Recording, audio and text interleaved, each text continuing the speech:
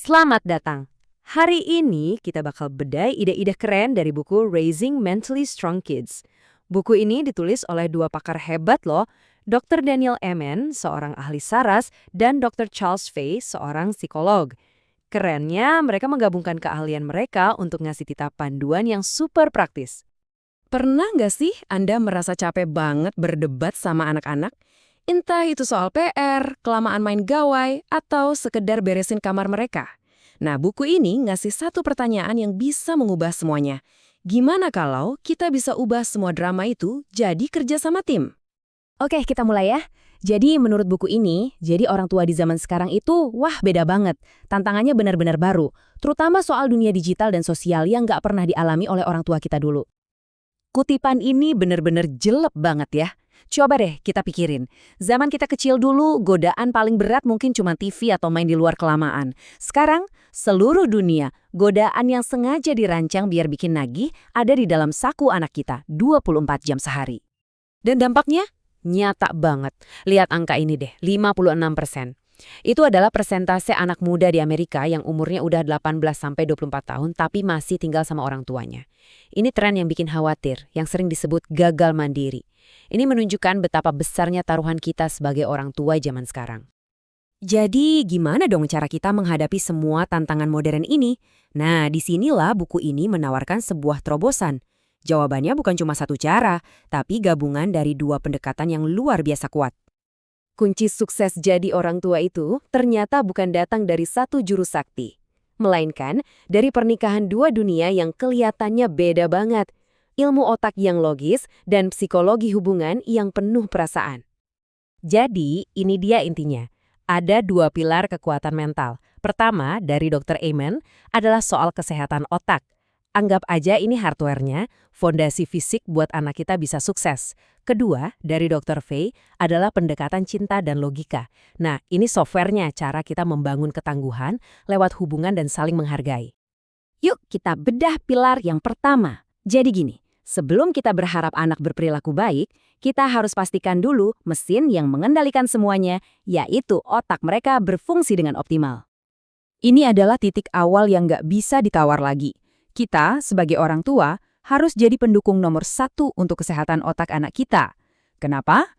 Karena otak yang sehat bikin proses pengasuhan jadi jauh lebih mudah.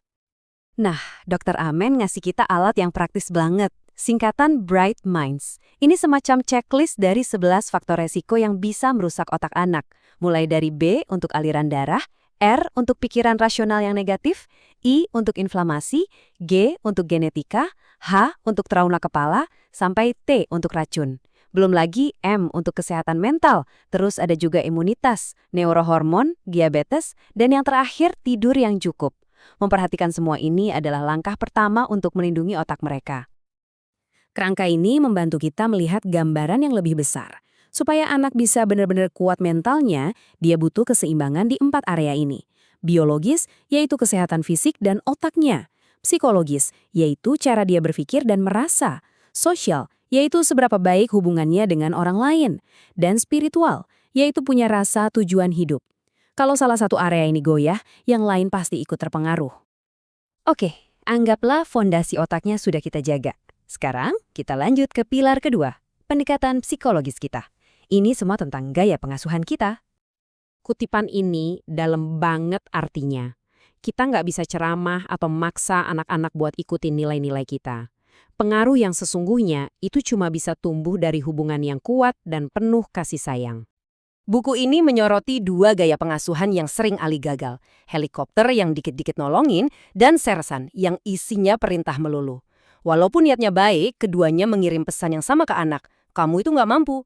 Sebaliknya, ada gaya konsultan. Tujuannya bukan mengontrol, tapi membimbing. Pesannya jelas, kamu itu mampu. Dan hasilnya, anak yang tangguh dan kompeten. Terus gimana caranya jadi konsultan? Gampang kok, ada 5 langkah praktis.